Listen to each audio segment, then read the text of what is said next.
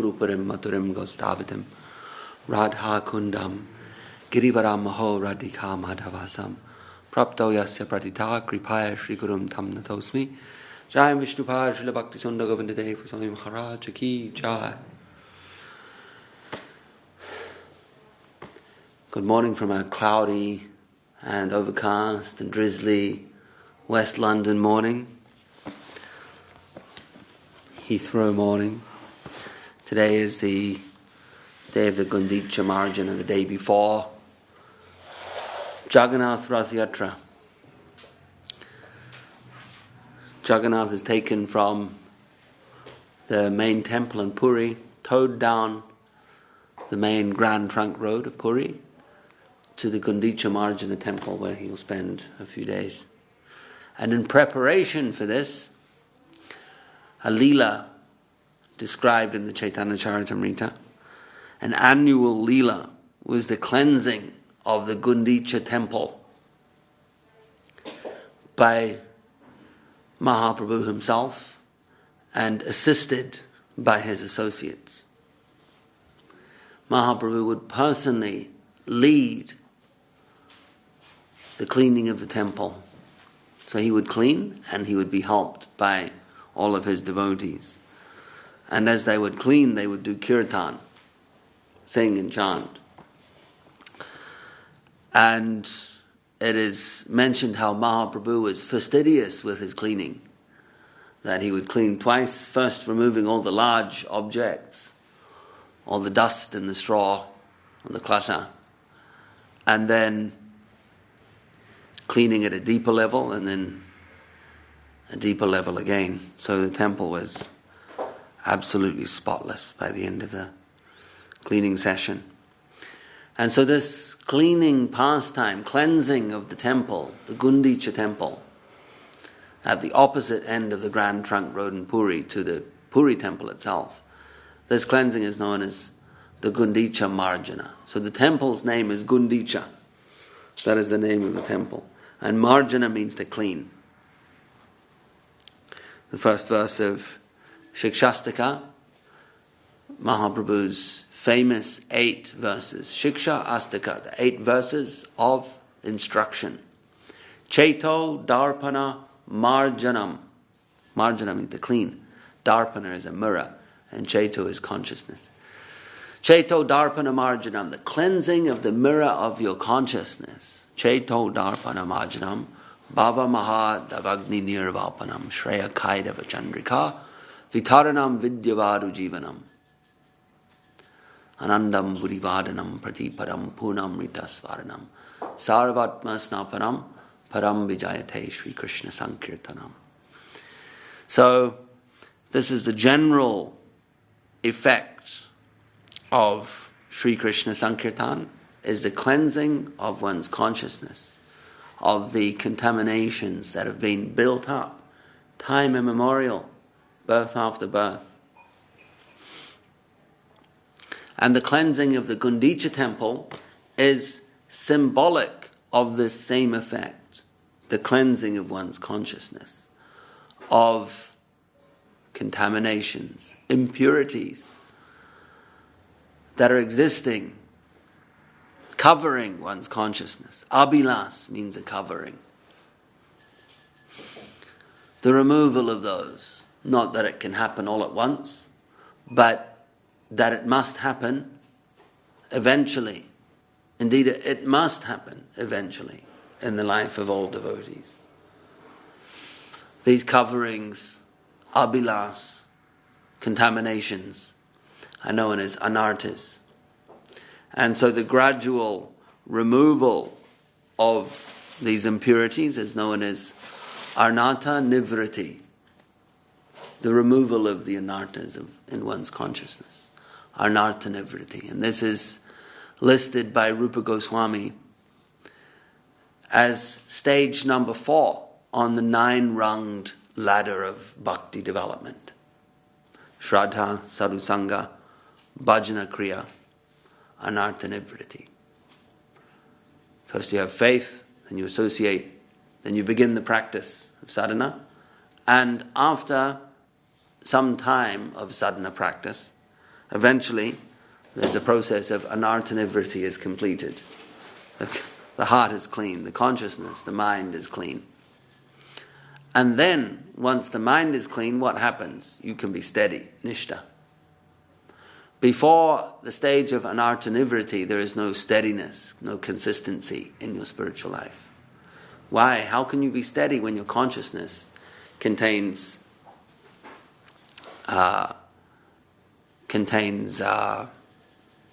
we could say contaminants? But what are those contaminants? Those contaminants are errant desires, other desires. Abhilas, anya, other coverings. No, anya abhilas, other desires. And if those other desires are competing with your desire for bhakti, then it's impossible to be steady. It's only when there is a pure stream of bhakti and at least a minimal impulse towards other desires that one can be steady. So nishta is achieved only after anartha-nivritti. And the stage of anartha-nivritti is a struggle. It's an inner battle where you're dealing with a purificatory process that is not always easy, as desires that have existed in your consciousness for a long, long, long time, you're attempting to purge them from your consciousness. It's like giving up an addiction. It's not easy. You know you have one desire that you don't want to indulge in an addiction, but there's another desire, there's another part of you that does want to indulge. So the addiction to some kind of substance is a very apt analogy for anartha-nivritti, actually for the general condition in Maya where we're attracted by things that are not healthy for us long term. So anartha-nivritti is like the freeing oneself from an addiction, where there are two sides to one's personality. One knows what the real aim is, what will make one happy, free, long term. But there are also other very real parts of oneself which are hooked on immediate sensations and joy, so-called joys, addictions. So,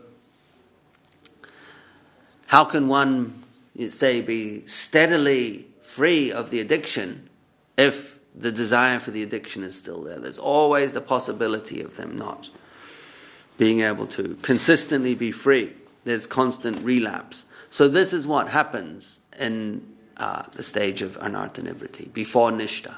There is no proper steadiness.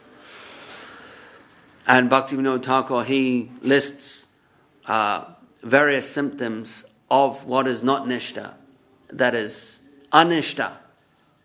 The opposite of nishta is anishta. And he lists them as beginning with utsahamai. Utsaha means enthusiasm.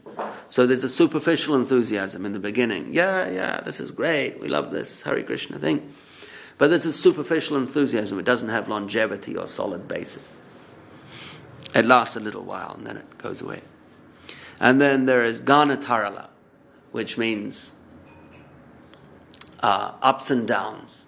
Sometimes enthusiastic, sometimes not enthusiastic.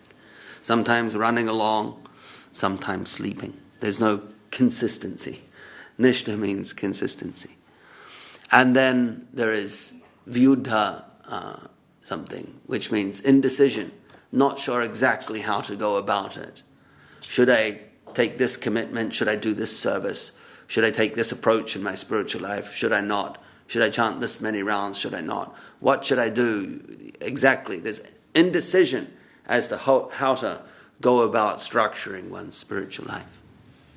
So there's different sub-symptoms or different symptoms of anishta.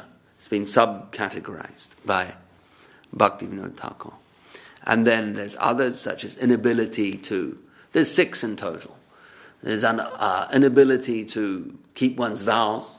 So one makes vows and then is unable to keep them for too long, and then, or maybe fails in their vow and then resumes. These are all symptoms of the anartha nivritti stage. Because without anarthas, there is by default nishta, steadiness. If one doesn't have anarthas, then simply one has a clear path, spiritually speaking, which means consistency, which means steadiness. So as long as there is anartha nivritti, the stage of struggle, freeing oneself from the material addictions, there is going to also be these symptoms of anishta, as described. Stopping, starting, superficial enthusiasm. Sometimes inability to keep vows, indecision, these types of symptoms. So the Gundicha Marjana, Lila, is the freeing of oneself from all of these anarthas. The freeing of oneself from anartha nivritti is the symbolic meaning of the cleansing of the Gundicha Marjana. And this has been explained to us by the previous acharyas, how Mahaprabhu's initial cleansing of the temple, removing all of the sand and the clumps of straw, etc., that were in the temple as a result of it not being used for the whole year, is the removing of the grosser anarthas from the consciousness, and his cleansing of the finer dust and dirt after removing the larger articles, his cleansing with his own cloth of the scrubbing and polishing the marble of the temple, is the removal of the finer, more subtle anarthas that exist beneath the grosser anarthas in one's consciousness. So what are the grosser anarthas? Rupa Goswami identifies them. Bhukti mukti spriha javat pisacha hridi vartate tavad bhakti sukasyatra katam abhyudayo bhavet. Bhukti and mukti are essentially the grosser. And they are, particularly bhukti, is a large umbrella category in which many subcategories exist. So bhukti is the essential desire to enjoy the resources of the environment for one's pleasure. The essential reason why we find ourselves here in the material world. Bhukti means the desire for exploitation, to exploit the environment, to take the resources of the environment, including the people that exist in the environment, and to consume that in an attempt to find happiness and enjoyment. That's bhukti. And then mukti is the opposite of that, having achieved a realization that, this exploitation of the environment comes with karma that is producing the opposite of what I'm looking for. That is, I'm looking for happiness, and it's producing unhappiness. So what am I going to do? I'm going to renounce altogether, and I'm going to seek moksha, liberation. That's mukti. Mukti, moksha are synonyms. So both of those, the desire to exploit the environment and the desire to completely abandon it and seek liberation from the cycle of samsara, both of those are powerful obstacles to bhakti. As long as either one exists in the heart, then bhakti will not live there. Tavad bhakti sukasyatra katam abhyudayo bhavet.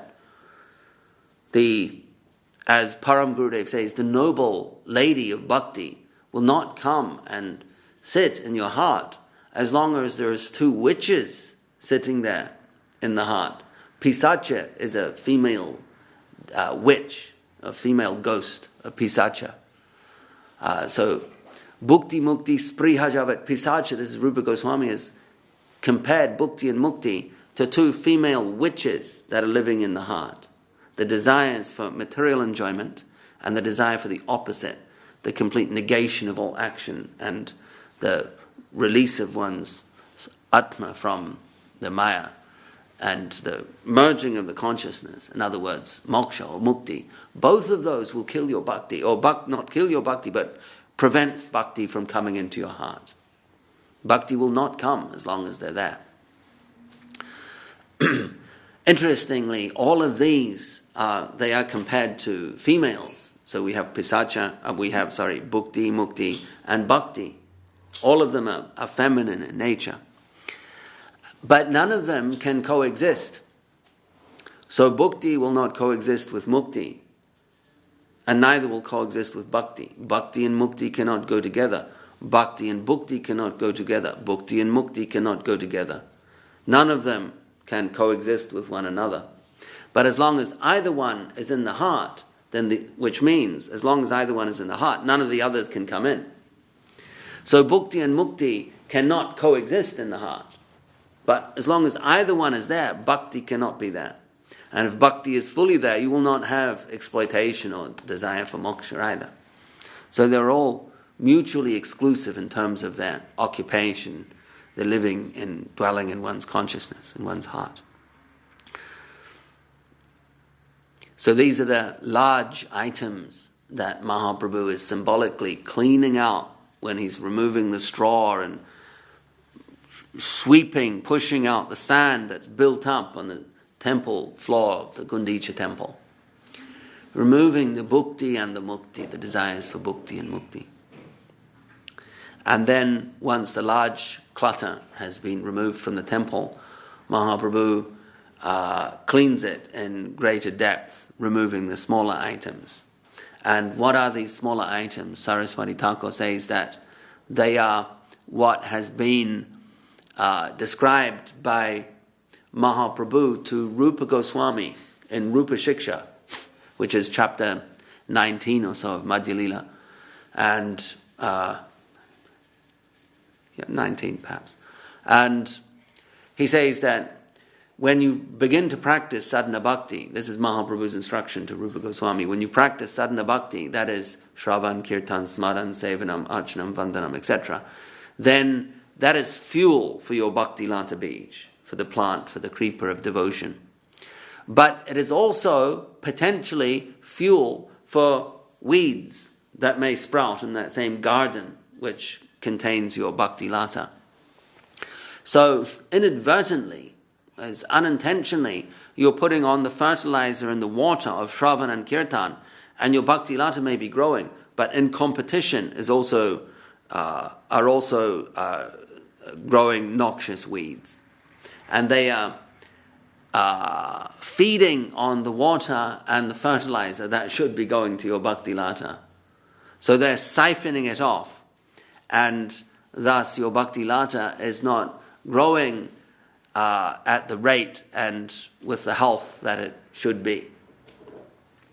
So what are the weeds? Mahaprabhu identifies these weeds, and they are himsa, kutinati, pratishtasa, puja, and labha. 5 or so weeds. And these are the subtle contaminants in the Gundicha temple that Mahaprabhu is cleaning out on his second cleaning. So they come more subtle. When you first approach the spiritual life, you go, oh yes, let's get rid of our desires for material enjoyment, bhukti, right? So we practice sense control. We attempt to moderate our sensual expressions. We follow certain regulative principles. In a sense, we understand that to cultivate bhakti, we need to mitigate or minimize our sensual indulgence, and ultimately we'll be free from that.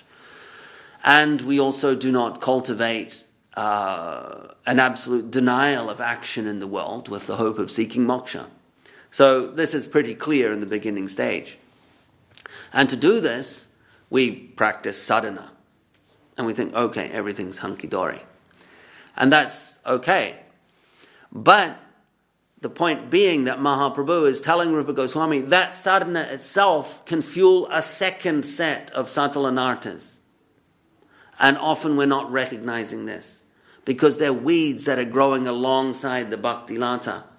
We're watering the garden, thinking we're doing good. We're doing our sadhana, thinking we're doing good. We're avoiding gross sensuality, bhukti. we're avoiding mukti. But there's a subtle ecosystem of anarthas being cultivated in the bhakti environment, or in the sadhana environment. And so Mahaprabhu is telling Rupa Goswami about these. We have to be careful to pull them out. Puja, pratishta, labha, kutinati, himsa. So some of them are quite obvious. For instance, puja. What is puja? Puja means worship. So when you're practicing sadhana, you want to be recognized for that. You want to have a little bit of worship yourself, or there's a desire to be recognized for your, and this connects with pratishtasa as well, to be recognized as a devotee, as a advanced devotee, or as a good devotee. Now, that's a legitimate desire in terms of wanting to be a good servitor of your guru, or want to be appreciated. But to be worshipped, puja, the desire to be worshipped as a devotee, a desire to be a guru, or the desire to be recognized as a superior devotee, that is one of these subtle anarthas that come. And it's often being fed by, it can be fed by what you think is Shravan Kirtan, or what you think is feeding your bhakti lata is also feeding this weed. So puja and pratishtasa are connected. And labha is a desire to profit. So while engaged in your sadhana, you may see ways that you feel you can personally profit. And that can be a gross way, it's like trying to make money while engaged in your devotional service. We see many examples of this. Or it can be other subtle forms of wealth, trying to accrue certain skills or qualities, thinking that I'm doing my bhakti and I'm going to become a good at this or good at that. These skills are not directly related to the manifestation of bhakti in your heart. There's the bhakti lata. They're a little weed that's growing alongside. I'm going to become better in this area. It's a subtle anartha. And himsa, jiva himsa, is a failure to intervene or a failure to preach. This is the way that Saraswati Thakur has defined jiva himsa, where in the material environment it's like a conflagration, it's like a big fire where people are searching for happiness, but in fact burning, finding themselves in an ongoing and inescapable cycle of birth and death, old age. And to fail to intervene to help them is like to endorse the violence. They say if a person fails to protect someone when they can, they themselves are culpable in that crime. If someone sees a crime is capable of helping the victim but does not do so, then they are implicated in that violence. So this jiva himsa is to fail to actively help to intervene in the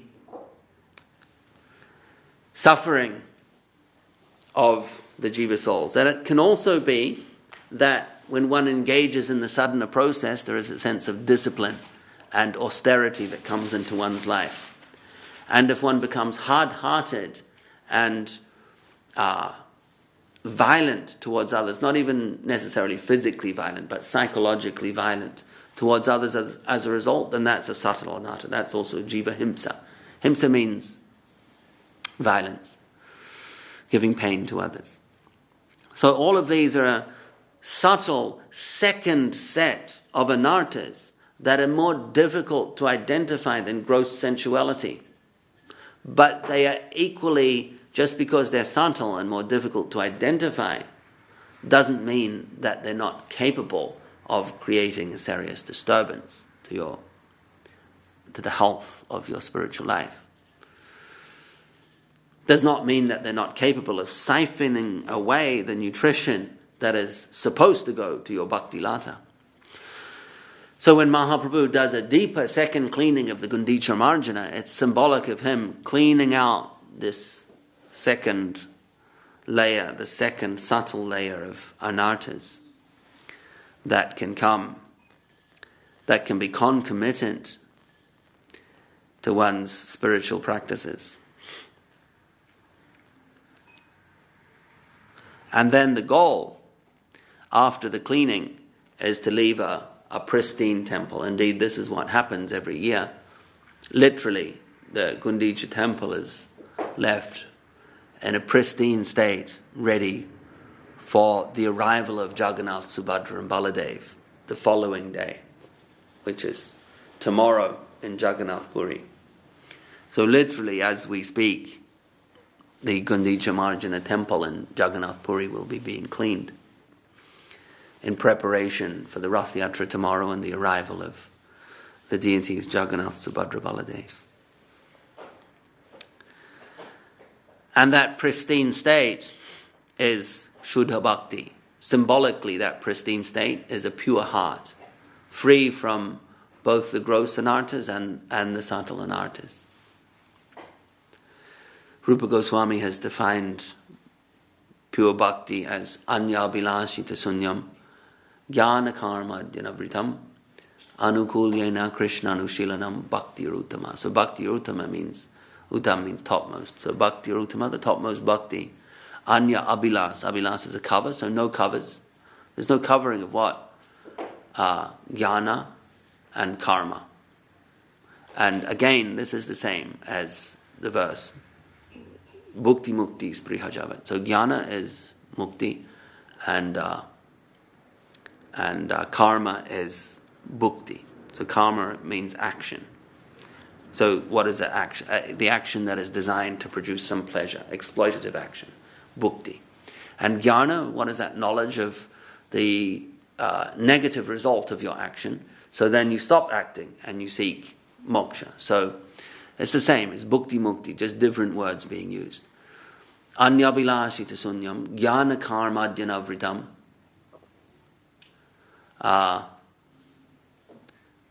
anukulyena krishna anushilanam bhakti ruttama. So a favorable attitude, not an unfavorable attitude, not like fearing God, not with any misconception of the Lord. This is a definition of pure bhakti. So not God-fearing, not in a relationship, not practicing your spiritual life out of fear of what might happen. Not doing it because you're fearful. Not chanting because you're scared of what might happen if you don't chant, etc. That's not proper bhakti. You're doing it because anukulya, your heart is gravitating towards Krishna. You're doing it out of love. So not that we can reach that stage instantly. We often do things, we're conditioned, we're scared of what will happen if we don't do them. But no big boogeyman is going to run out of the hills. No big fiery Rakshasa is going to run out of the hills and devour us if we're not at the stage of Nishta and we slip and stand again.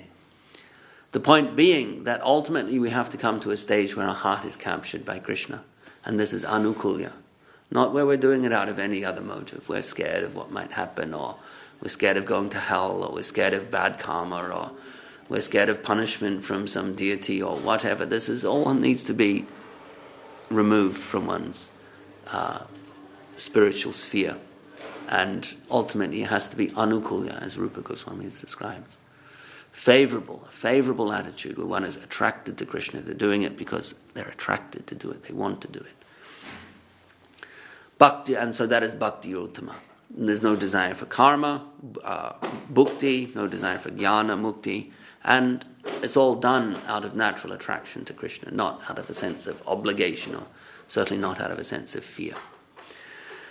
So that is the pristine state. That is symbolic of the pristine state of the Gundicha Marjana temple. And what happens when the Gundicha Marjana temple is in that pristine state? Then the Lord comes and lives in one's heart. So this is the symbolic significance of the cleansing of the Gundicha Marjana temple. That the temple is one's heart, and when one's heart is free from the gross contamination of bhukti and mukti, and the subtle contamination of himsa, kutinati, puja and pratishta, labha, then the Lord will come and dwell in one's heart. I missed a brief explanation of what kutinati is. Kutinati means not being straightforward, being duplicitous, not being simple, straight, but having hidden motives in one's service. So pretending to do a service for one thing, but actually having a hidden agenda in one's service. That's kutinati. And that is often expressed in dealing in duplicitous ways with other people. You're not being straight. That kind of behavior is rampant in the outside world, but it has no place in one's spiritual life.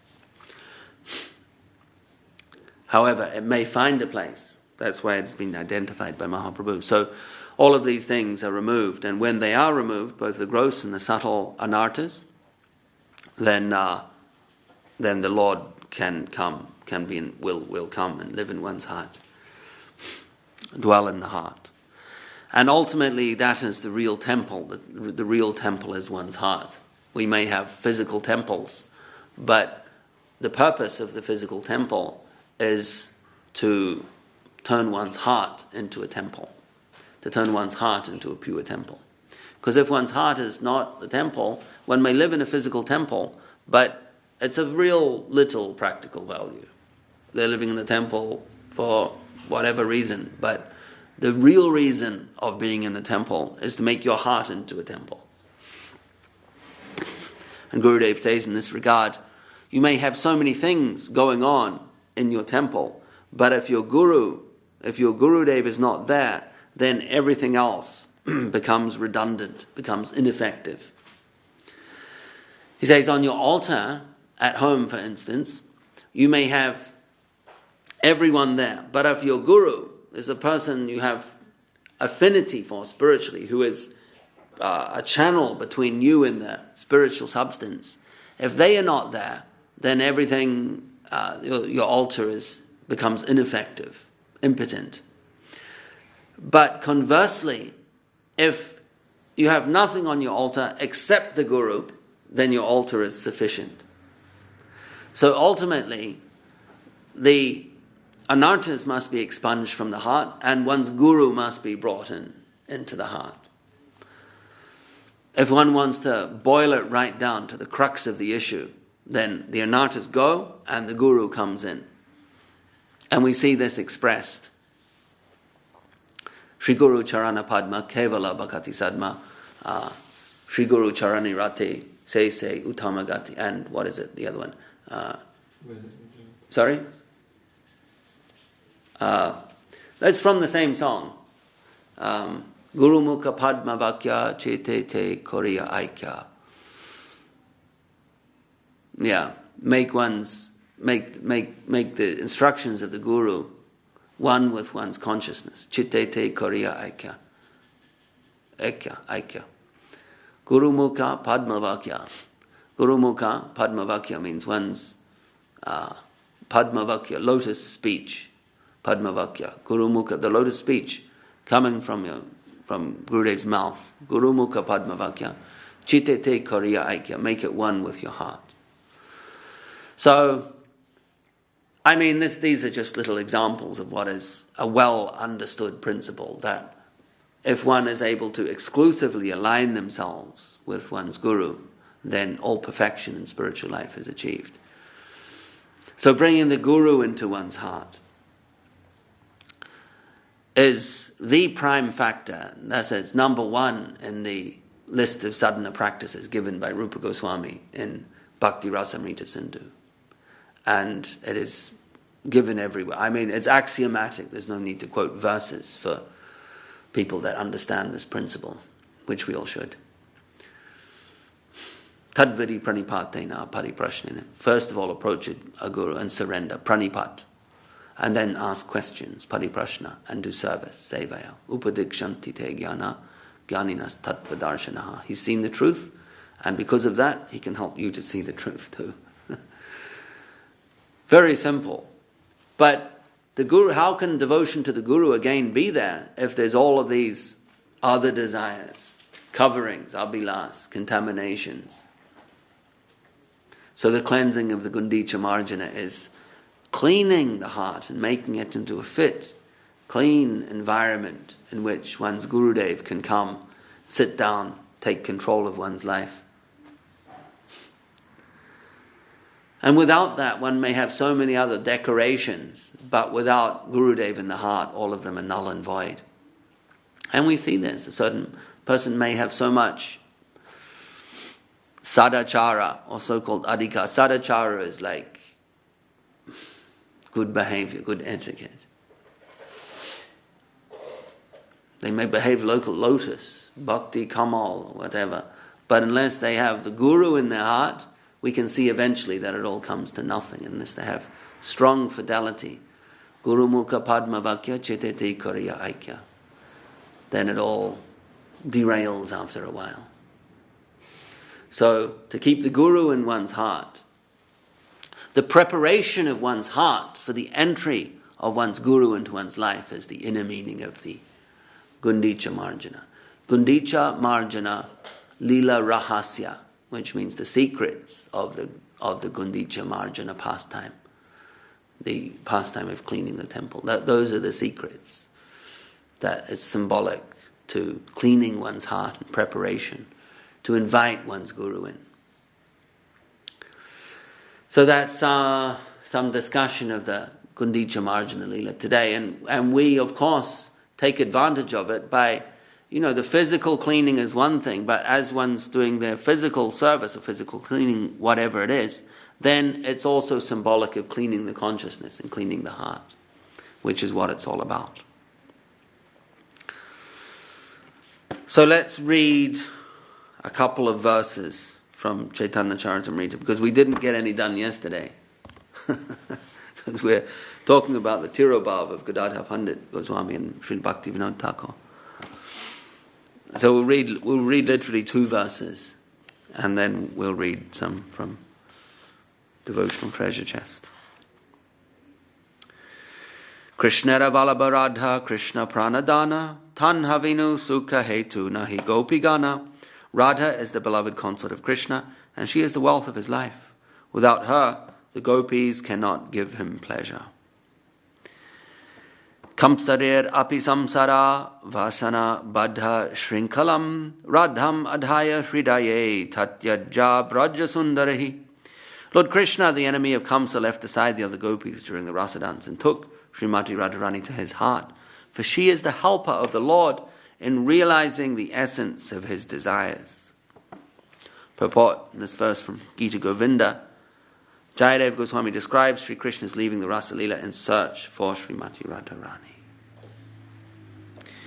Say Radhara Bhava Lana Chaitanya Avatar Yuga Dharma Nama Prema Kaila Parachar. Lord Chaitanya appeared with the sentiment of Radha. He preached the Dharma of this age, the chanting of the holy name, and the pure love of God. So we'll leave it there. Perhaps we can try and finish this chapter tomorrow. So we'll do more reading tomorrow. Psalm 277, 57 verses. It's a fair amount. Jai Jai Shri Chaitanya Jaya Nityananda Jaya Dvaita Chandra Jaya Gauda Bhakta Vrinda. The reading from Devotional Treasure Chest by Srila Bhakti Rakshak Sri Dhadev Goswami Maharaj. Yesterday and the day before, Param Gurudev was explaining the meaning of the Sri Chaitanya Saraswat Mat, the direct meaning, and some connected meanings. You could say kind of extrapolated meanings, secondary meanings. And then the questioner changes the subject and asks, who or which races are the descendants of the Aryans? There seem to be differing opinions. Now they're asking this question because Param Gurudev was talking about some, you say, social, some kind of anthropological history and some geography, saying with the rising, yesterday we read, with the rising of the Himalayas, the plains also rose up out of the sea, increasing the landmass of India and the ancient seat of civilization which was there. But as the mountains rose, the people came down to the warmer regions. The original seat of Vedic or Aryan civilization was on that side. So he's saying is kind of where the Himalayas are now. maybe even in the Tibet area. Part of Tibet is the northern slopes of the Himalayas. And gradually it spread itself toward the coast. And of course he mentions the ancient Saraswati River, which is now dried up. So that, of course, prompted this question, which says, who or which races are the descendants of the Aryans? There seems to be differing opinions. Guru Maharaj, I do not know the conclusions of the present-day historians, but as a matter of faith, we find that those who follow the Vedic culture are Aryans. Arya means venerable or principal. So there are different, I think the main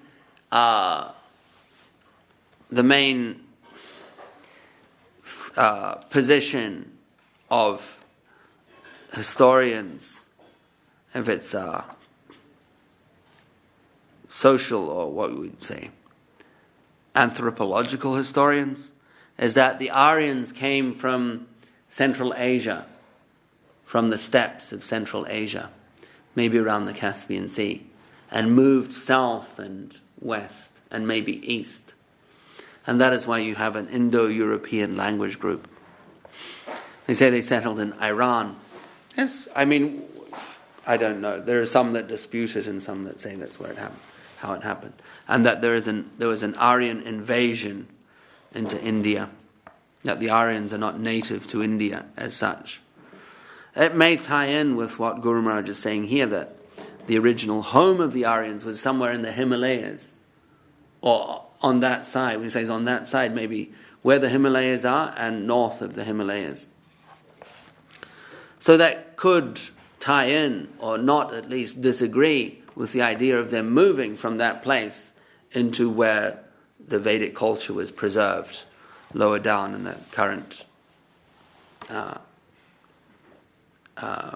India of today. I think academically they say they came from further northwest, moved and then migrated from there to various other places, including India, Iran. In fact, they say etymologically the name Iran means Aryan, which is likely to be etymologically true. But the ancient culture of Iran is not Muslim, of course. It's Zoroastrian.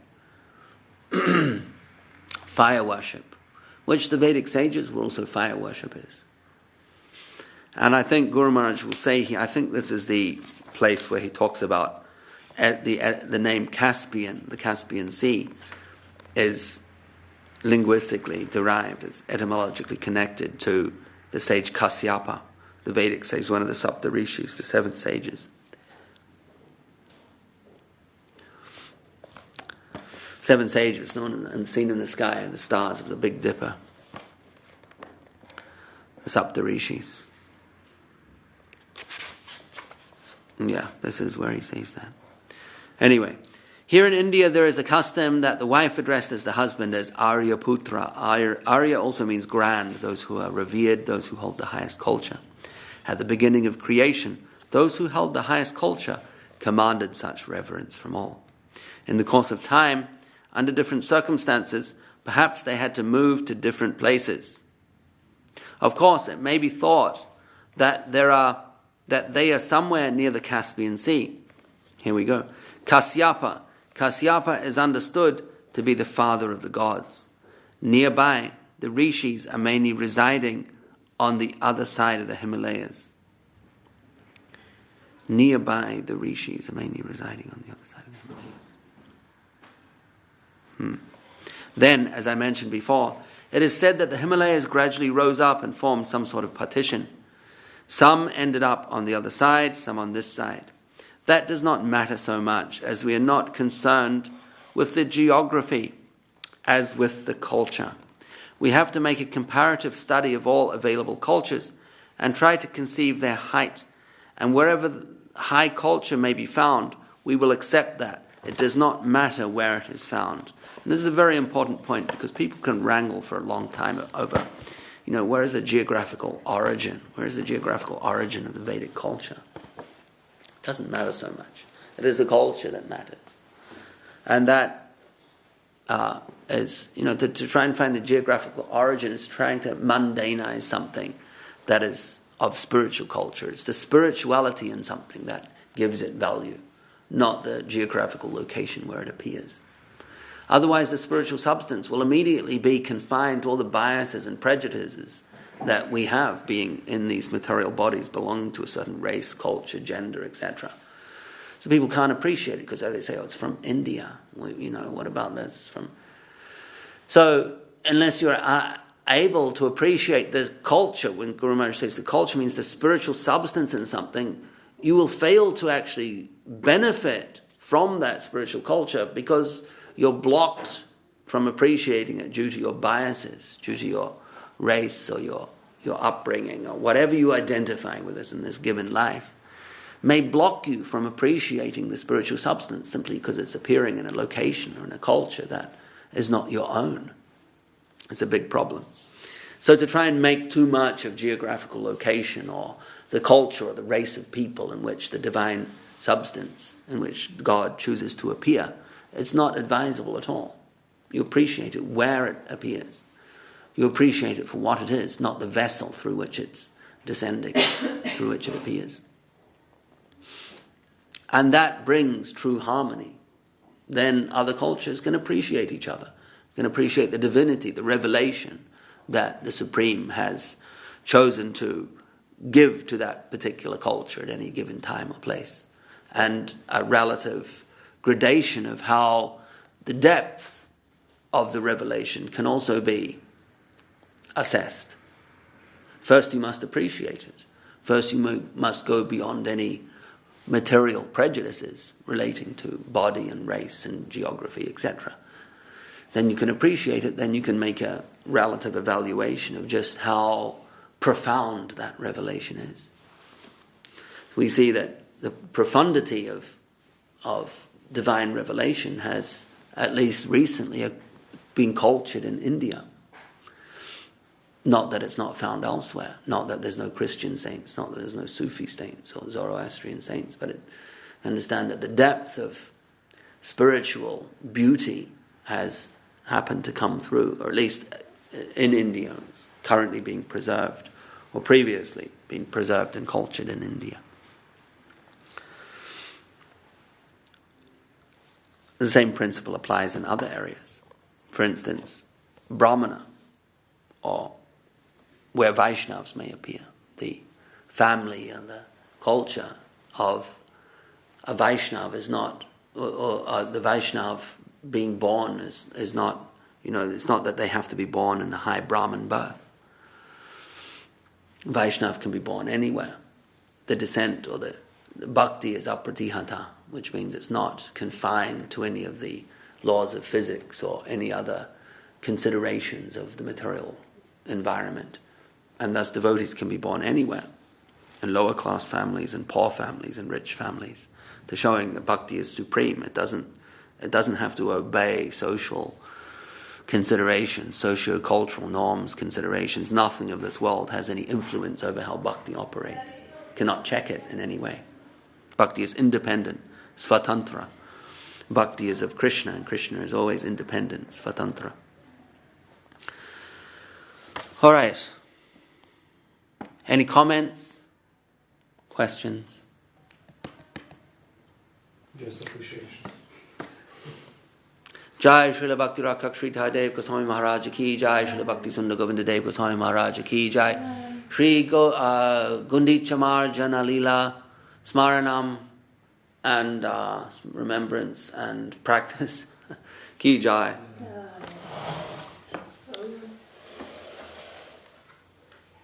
Who is singing? You want to sing, Diddy?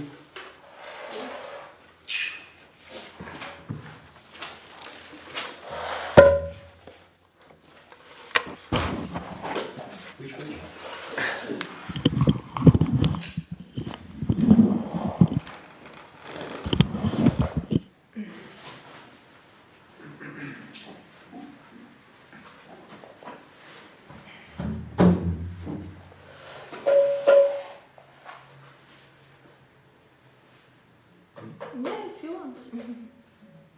You sing. You sing from here?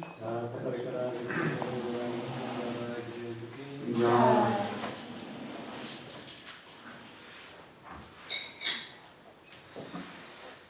Hari Hare Rama Krishna Yadavaya Namaha. Hari Hare Yadavaya Madhavaya.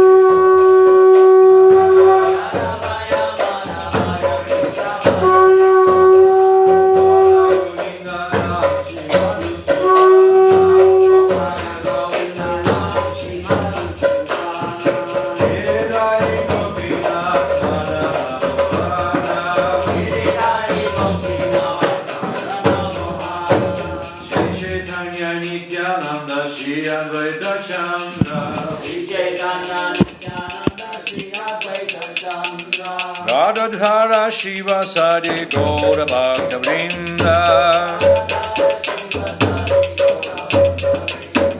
Jai Rupa Sanatan Bhatta Raghunatha Shri Jiva Gopala Bhatta Dasa Raghunatha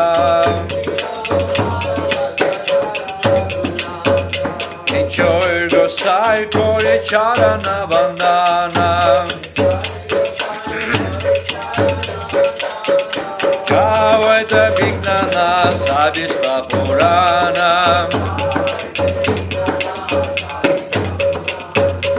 Joy Gosai Charamui Taradasa Dasabara Padare no Mora Panchagrasa Tadera Charana Sevi Bhakta Sane Basa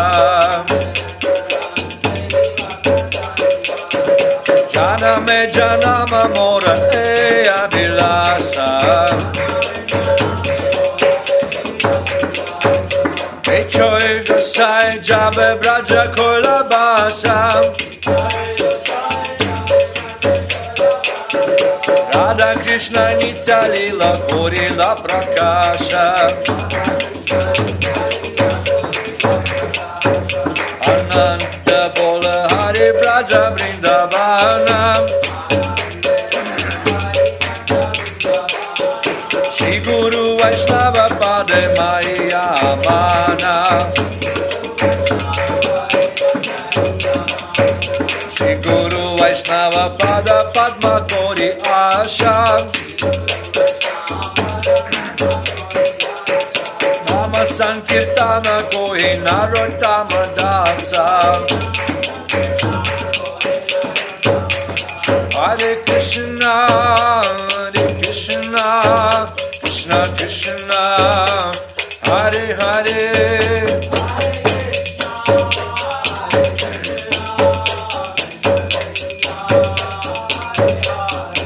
Hare Rama Rama Rama Rama Hare Hare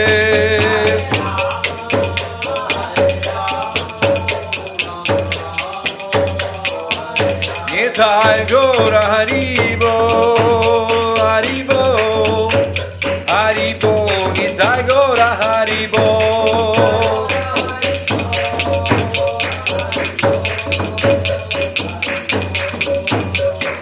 Nitai Gaura Haribo Haribo Haribo Nitai Gaura Haribo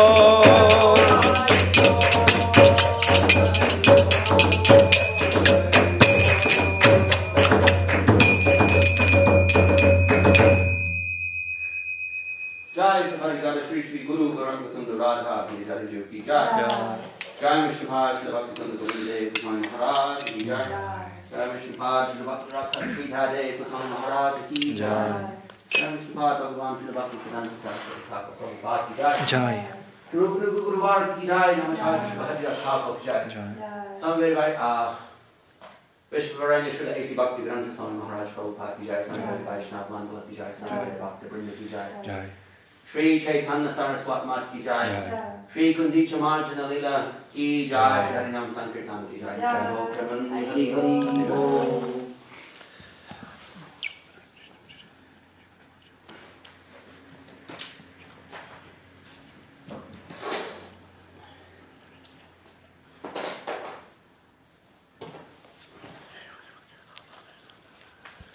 Thank you, very interesting.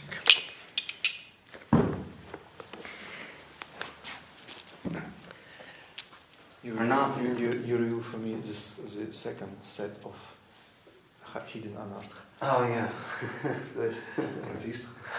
Yes, yes.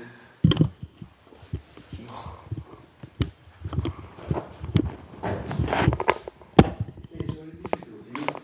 You do your sadhana and you don't see the hidden anartha, and you grow up this